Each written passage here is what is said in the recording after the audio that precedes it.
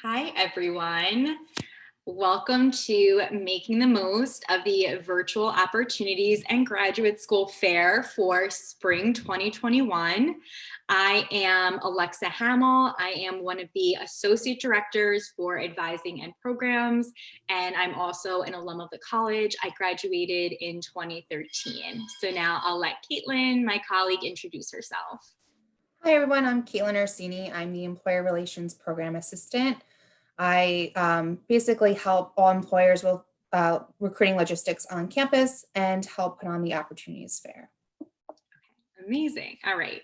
So now let's go over the schedule for what to expect both on the day of the fair as well as other events that we have going on.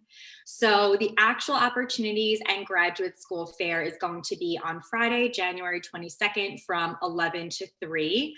Keep in mind the time zones. I know that Caitlin will also be stressing this because this was something that came up in the last Opportunities Fair. So just keep in mind all of the times that we are saying is Eastern Standard Time. So you can sign up for the different sessions. They're all going to be on Handshake, so you can take a look there. We'll also be having a panel event on the same day that will be taking place from 12 to 1 p.m. Eastern Standard Time. And this is going to be called the Fly After Barnard Alumni Panel. And what this panel is going to be is we're going to be having Fly alumni speak about their experience as they transition from being a student at Barnard to now being in the workplace. On Friday, January 29th, we'll be having alumni chats. I know that in the last Opportunities Fair was the same day, but we wanted students to be able to take advantage both of the fair as well as the alumni chat. So this will be on the following Friday after the Ops Fair. And for these, they are going to be small group discussions, and you can sign up. It will be under the event section on Handshakes. You can see all of the alums, where they work, what they're doing, and if you're interested in connecting and learning more about their experiences. And keep in mind, as always, we have peer career advising appointments as well as appointments with staff advisors. PCs are going to be starting back up the second week of classes for appointments, and then advisors have appointments currently going on as well as once classes begin again. So as it relates to the Opportunities Fair, absolutely feel free to discuss your 30-second pitch, which we'll be going over more in depth towards the middle of this presentation in terms of how to prepare. And then as always, definitely feel free to go over your resume with us as well. So now I'm going to hand it off to Caitlin, who will be going over some of the more logistical topics. Thanks, Alexa. So to maintain the safety of our students, staff, employer, and graduate school partners, we will be continuing to use Handshake for our virtual Spring Opportunities Fair. The virtual fair will offer two ways to engage with employers and graduate schools. One way to connect will be with group sessions. These are 30-minute long sessions and up to 50 other students can join. Group sessions can be tailored to a specific employer job, graduate program, or general overview about the company or school. Many organizations are taking advantage of this and taking advantage of ways to engage, and they will be sharing some invaluable information with students.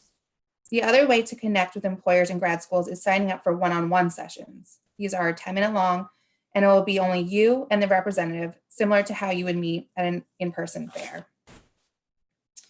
And in these sessions, representatives will be identified as the host, and they'll be able to share their screen with participants. Alexa, you can go to the next screen. So to avoid any technical difficulties, we ask that you double check your technology. You'll need a reliable internet connection, speakers, and microphone. And anyone who wishes to use their video will also need a webcam. You'll be able to join your sessions up to 5 minutes early to test your connection. And when you register for the fair on Handshake, there will be an email sent that includes details about video requirements, troubleshooting, and ways to test your connection prior to the fair. You can go to the next slide. So some key considerations. Your profile privacy may need to be adjusted in order to sign up for the sessions. We recommend using either the community or employer setting. We also encourage you to complete your profile ahead of the fair. So that includes information such as your major, school year, GPA, and work authorization. However, we've encouraged employers to be loose on their qualifications for the one-on-one so that they can connect with as many students as possible. Please include your most up-to-date resume. This is how employers will be collecting them as they would at a regular fair. And then when signing up for sessions or viewing the sessions you've registered for, all times should be shown in your time zone.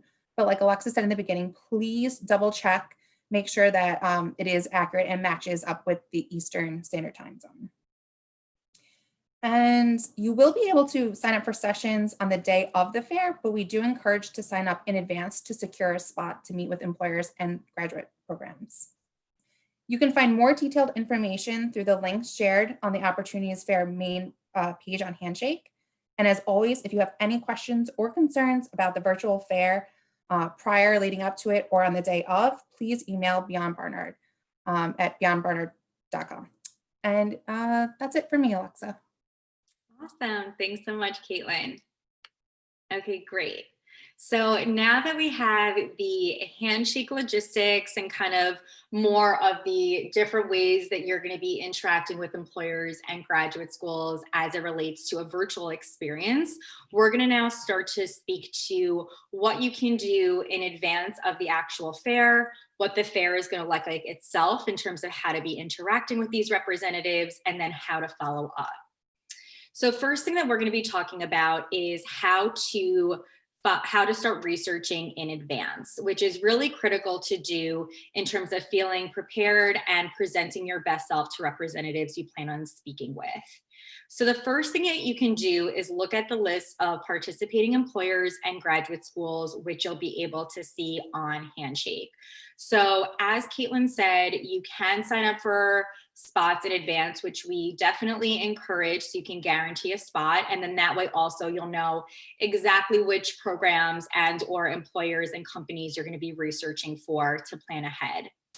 So you can look at their websites, look at the way, just to get a basic understanding of how the teams are organized, what are their mission, what are they priding themselves on in terms of what their standards and values are. So that way, by doing this research and having a good understanding of the general foundations and basics of the company, as well as that team and representative, you'll be able to ask really targeted questions. So that way you'll be able to get exactly the information that you want to know that you may not be able to see just from looking at the websites. And then also you'll show that representative that you're really prepared by having these questions that you had in advance and by showing that you've done this research based on the knowledge you already know about that representative and where they're working or what program they're a part of.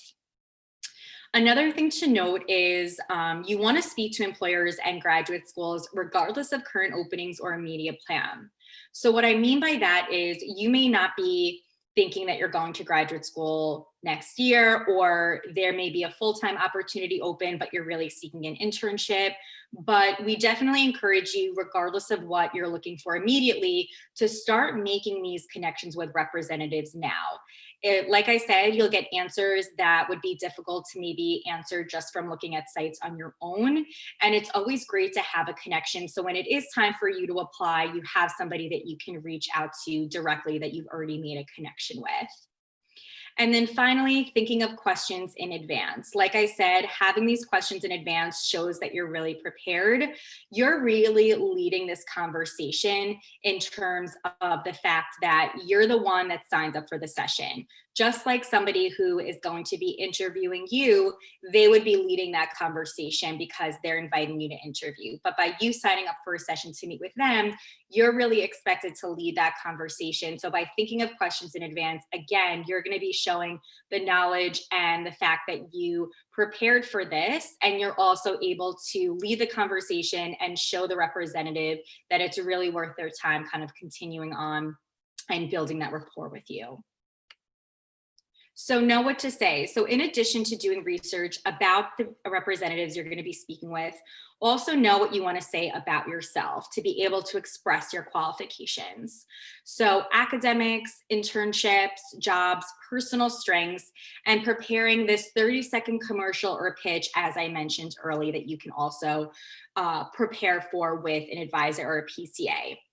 So this 30-second pitch or commercial is really to show that representative that you have the qualifications needed to be somebody who could positively represent that graduate school, who can be a great professional in their environment. You have those basic skills that you know that they're seeking based on doing that research, looking for any openings. So this is definitely something you want to prepare for. Although you're talking about yourself, you really want to make sure you're just highlighting what's most relevant for them. And you'll see in the pitch, another component is being able to say why you want to work at that organization. So not necessarily why are you interested in any of these graduate programs or any of these companies in this industry, but why are you interested in working here specifically? So this is almost as if combining what I was saying earlier with the research you're doing about them and combining that with setting and showing directly how the skills that you have can be used in that program or at that organization. So on the next slide, I'm going to show you what an example of a commercial will look like, and then we'll go over specific components and what would be really critical for you to also consider when you're thinking about your pitch. So I'm going to take a pause here so you can read through this pitch. And like I said, we'll go over what's most important and what I would encourage you to think of as well.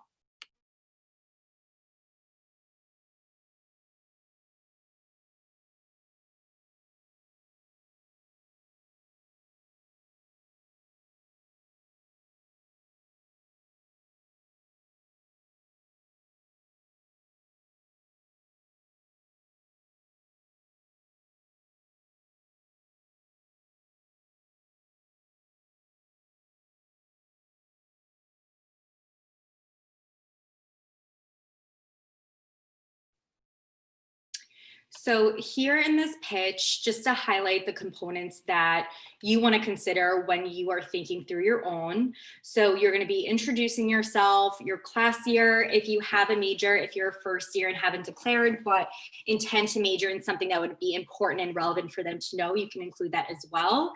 And then what exactly you're seeking. So this is an opportunity, if they currently have an opening, to reference that, or maybe they don't have an opening just yet, but letting them know what exactly you're seeking. So in the future, if you're reaching out or if they're going to be connecting you to a recruiter in that particular function, they have an idea about what you are seeking. And then this individual goes into relevant information by actually stating the skill. So for example, in her first internship, she's talking about her writing and pitching skills. And then not just that, just like in a cover letter or a resume, you're not just saying what your skills are, but giving a very specific example and an understanding of exactly how they applied those skills. So really the skills will only hold as much value as they're able to really understand how you apply those skills, so they can confidently say, although you may not be writing and pitching skills necessarily on this exact content, you do have those foundational skills that you can be applying to this organization. And then this person finishes with why exactly this group. So they're not just saying, I'm really interested in this group, they're actually saying why. So this is showing the research and the knowledge that this person knows about them, which again, just thinking about how to stand out, knowing that, again, it's not just any organization that you're looking for within this type of industry, but you're interested in this organization specifically. So in terms of dress code, definitely understanding that dress code applies still.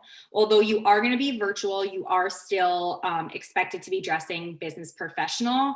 We do recommend dressing business professional. And what I mean by that is having to be around business casual or maybe a step above. And that means that, you know, a sweater, a blazer, a nice button down, something that you would be wearing for an actual interview.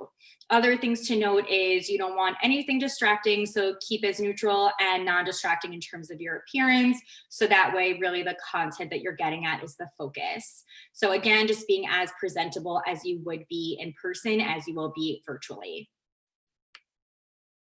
So interacting with representatives. So first and foremost, find a quiet spot. I know it's easier for some individuals than others. So as best as you can to try to avoid interruptions, set that time aside really to be able to focus on interacting. Other things that you can do, and definitely take advantage of the fact that you have this representative that can give you this insight that others may not know about. So find out more specifically what experiences you can do to be considered, get more information from them, and then asking for contact information so you can follow up after the fair and then moving forward should the time come, later down the road that you're going to be applying for that program or for that position. So revealing information in a give and take fashion. So although you are starting this conversation with your pitch and really what you believe is going to have yourself stand out, it is a conversation too. So make sure that you're taking time after the pitch and after you ask those questions to give the opportunity for the representative to ask you questions. And again, always trying to think of, when you are giving that pitch, matching your skills to the needs that job description is saying, the graduate program says that they're seeking, making sure that what you're highlighting is most relevant for them.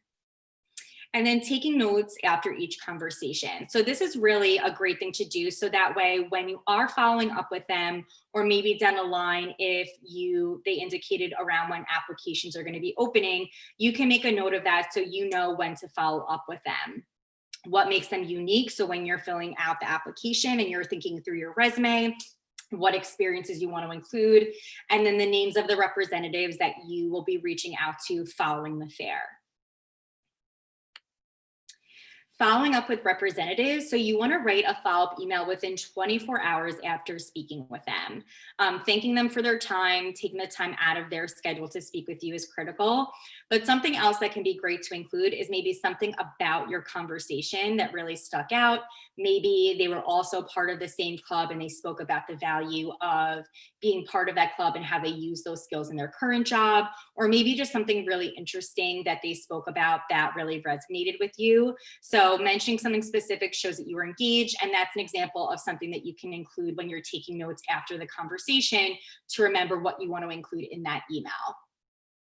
Also reiterating your interests and any relevant skills or experience, and then attaching your resume. So attaching your resume will make sure that you're not including too much information about just yourself in that thank you email. And then also, if you're going to be applying for something that maybe they're not the recruiter for, they can easily forward your email over to the appropriate person so they can kind of handle the connection then moving forward. And then finally, connecting on LinkedIn. When you connect with them, you can add a personal note, thanking them again for speaking with you at the fair, so you can remind them about how you connected. And then that way also you're continuing to build and maintain that relationship with them in your network. Additional considerations, especially as it relates to being virtual, lighting. So what I like to do before I do any sort of presentation or something requiring a video, I like to see, how I would appear. So you can kind of put the video on first, see how you would look for the representative you're speaking with. So something about lighting, making sure that the lighting is not something that's causing any issues in terms of being able to see you. Video at eye level, so making sure it's not too far down, too far up, having something there so you're at eye level. A neutral background, so making sure that the environment around you that they are going to be seeing is just something that's neutral and nothing that's distracting, and avoiding disruptions and interruptions as much as possible. So really going into a quiet location, letting others around you know what you're doing, and making sure that for the time that you're speaking with representatives, nothing's distracting them from the great information that you're giving them. So again, as a reminder of the schedule, this is what the plan of events are going to be looking like. As I said, in preparation, absolutely feel free to plan out your own 30-second pitch if that's a great way to prepare. And then that way you can actually perhaps share your 30-second pitch with us before then. And then that will be a great way of actually practicing. So when you're saying it to the representative, you feel really confident doing that, and you feel like you have every piece of information you need for them to remember you and to be enticed to reach back out to you then moving forward. And as always, feel free also to have your resume reviewed with us as well, and also with a peer career advisor who, again, they're going to be starting the second week of classes. As Caitlin mentioned, here is our information. So definitely feel free to follow up with either of us, or you can email the office email at beyondbarnard@barnard.edu. And as always, scheduling an appointment on Handshake with a peer career advisor or a staff advisor. So thanks so much for listening in. Good luck at the fair. And as always, feel free to reach out if we can help with anything else.